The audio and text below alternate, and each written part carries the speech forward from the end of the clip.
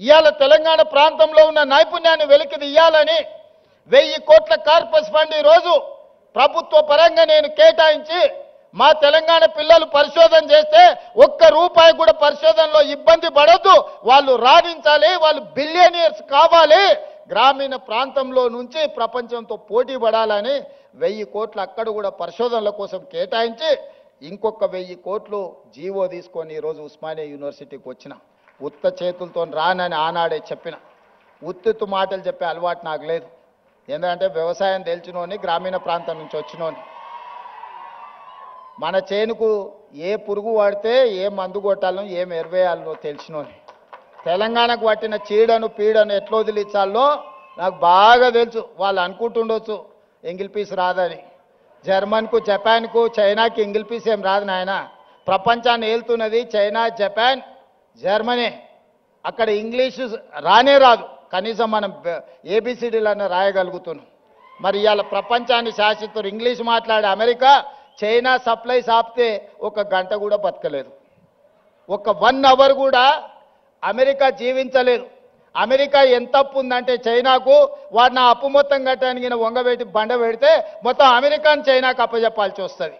వానికి ఇంగ్లీష్ వచ్చా? జపాన్కి ఇంగ్లీష్ వచ్చా? జర్మన్లో ఉండే ప్రజలకు ఇంగ్లీష్ వచ్చా? మా ఈడ ఉండే యువమిత్రులకు కూడా ఇంగ్లీష్ రాదు అనేది ఏం పెట్టుకోకండి, అదేం పెద్ద విషయం కాదు. మనకు మానవత్వం ఉండాలి, మనకు మనసు ఉండాలి. ఇవాళ రాష్ట్రాన్ని నేను పరిపాలిస్తలేను అనే మంచిగా 2 ఏళ్ళ నుంచి మీరే చూసారు కదా. కావాలంటే 10 మంది ఇంగ్లీష్ వచ్చిన వాళ్ళని ఉద్యోగస్తులను పెట్టుకుంటే మాట్లాడవా అని చెప్పవచ్చు ఒకరి తర్వాత ఒకరిని. మా తమ్ముళ్ళకి, మా చెల్లెళ్ళకి నేను అదే చెప్పదలుచుకున్నా. మీరు ఆత్మస్థైర్యాన్ని కోల్పోకండి. భాష అనేది ఒక కమ్యూనికేషన్ మాత్రమే, అది నాలెడ్జ్ కాదు. నాలెడ్జ్ వేరు, కమ్యూనికేషన్ వేరు. మనకు నాలెడ్జ్ ఉంది, మన కమిట్మెంట్ ఉంది, మన కన్విక్షన్ ఉంది. ఈ నాలెడ్జ్, ఈ కమిట్మెంట్, ఈ కన్విక్షన్ దేశంలో, ప్రపంచంలో ఏ స్థాయికైనా ఎదగడానికి ఉపయోగపడుతుంది. మీరందరు కష్టపడండి. 2 ఏళ్లలో ఉస్మానియా యూనివర్సిటీకి కావాల్సిన అన్ని సమస్యలు నేను పరిష్కరిస్తా. టీచింగ్ స్టాఫ్ గురించి కూడా ప్రొఫెసర్ కాసిం గారు, అదేవిధంగా వైస్ ఛాన్సలర్ గారు చెప్పినారు. మీకే స్వేచ్ఛనిస్తున్నాం, కమిటీ వేసినాం, నియామకాలు ఏ విధంగా చేసుకోవాలనో మీకు అటానమస్గా మీకే ఇస్తున్నాం. మా ఇన్వాల్వ్మెంట్ ఉండదు. మీకు ఎవరైనా మంత్రులు, ఎంపీలో, ఎమ్మెల్యేలో ఫోన్ చేస్తే నాకు చెప్పరు. మీకు ఏదైనా పైరవి పట్టుకొని ఎవరైనా వస్తే నాకు చెప్పండి. వాళ్ళు ఉద్యోగాలు ఇప్పించుడు కాదు, పైరవి పట్టుకొని వచ్చిన వాళ్ళ ఉద్యోగాలు ఊడదీసే బాధ్యత నాది. నేను చెప్పను. ఈ వేదిక మీద నుంచి ఆర్ట్స్ కాలేజ్ ముందే మీకు మాట ఇస్తాను. మీరెవరు వైస్ ఛాన్సలర్లు అయిన వాళ్ళు మీకు కూడా తెలియదు, మీరు వైస్ ఛాన్సలర్లు అవుతారు. అవునా కుమార్, ప్రొఫెసర్ కుమార్ గారు మీరు చెప్పండి, మీకు తెలుసా ఆర్ట్స్ కాలేజ్ అవుతారు అని టీవీలో చూసుకున్నారు కదా. గంటా చక్రపాణి గారు ఇక్కడనే ఉన్నారు. వాళ్ళు వైస్ ఛాన్సలర్లు అయింది కూడా వాళ్ళ టాలెంట్ను చూసి, వాళ్ళ కమిట్మెంట్ను చూసి వాళ్ళైతే వీటిని సరిదిద్దుతారని ప్రభుత్వం వాళ్ళని వీసీలుగా నియమించింది. వాళ్ళ యొక్క శక్తి, వాళ్ళ యొక్క సామర్థ్యం, వాళ్ళకున్న ఆలోచన ఇవన్నీ వాళ్ళని వీసీలను చేసింది. రేపు కూడా ఇదే విధానాన్ని మీరు అవలంబించండి.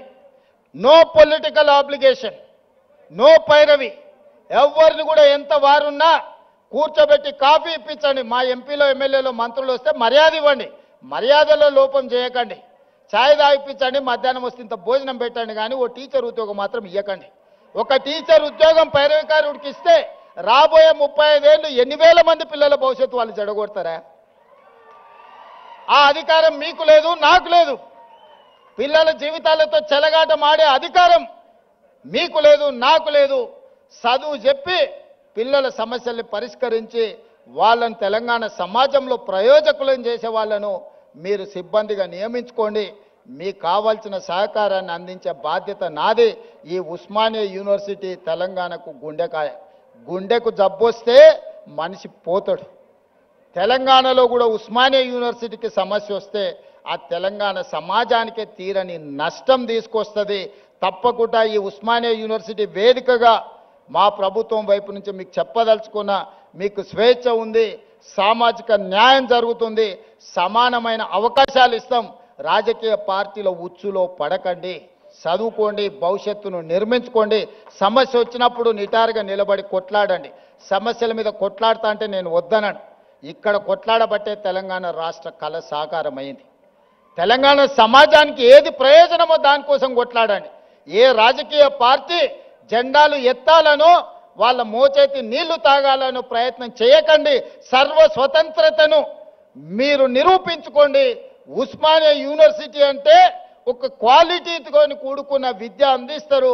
ఇక్కడ విద్యార్థులు ప్రపంచాన్ని నడిపించగలుగుతారని నిరూపించాల్సిందిగా మీ అందరికీ సూచన చేస్తూ అన్ని రకాలుగా ప్రభుత్వం అండగా నిలబడుతుంది. అభివృద్ధి చేసుకుందాం, ఒక స్ఫూర్తిని నింపుకుందాం. మన పూర్వ తరాల నుంచి వచ్చిన ఒక స్ఫూర్తిని భవిష్యత్తుకు పునాదులుగా మార్చుకొని అభివృద్ధి పదం వైపు నడిపిద్దామని మీ అందరికీ తెలియజేస్తూ, మీలోనే ఎవరు ఊహించగలరు ఒకరోజు ఇక్కడ నిలబడి మాట్లాడే అవకాశం ఇక్కడ ఉన్నోళ్ళకే రావచ్చు. నేను జిల్లా పరిషత్ మెంబర్ అయినాడు కూడా ఎవరు ఊహించలే. నేను తెలంగాణ ఉద్యమం సందర్భంగా ఇక్కడికి వచ్చినప్పుడు కూడా ఎవరు అనుకోలే. కానీ ఇవాళ అవకాశం వచ్చింది. నిబద్ధతతో ఉండండి, నిరంతరం కష్టపడండి, ఖచ్చితంగా ఫలితాలు వస్తాయి. ప్రభుత్వం గుర్తిస్తుంది, ప్రజలు గుర్తిస్తారు. తెలంగాణ సమాజం కష్టపడ్డ వాడిని కష్టాన్ని వృధా పోనివ్వరు. తెలంగాణ సమాజం మిమ్మల్ని గుండెల్లో పెట్టి చూసుకుంటుంది. మీ తల్లిదండ్రుల కళ్ళల్లో ఆనందం చూడడానికి కష్టపడి డాక్టర్లు, లాయర్లు, ఇంజనీర్లు, ఐఏఎస్లు, ఐపీఎస్లు కావాలి. అదే నా కోరిక. మీలో కొంతమంది నాయకులై రాష్ట్రాన్ని పరిపాలించాలని ఆశిస్తూ మీ అందరి దగ్గర సెలవు తీసుకుంటున్న ధన్యవాదాలు మిత్రులారా.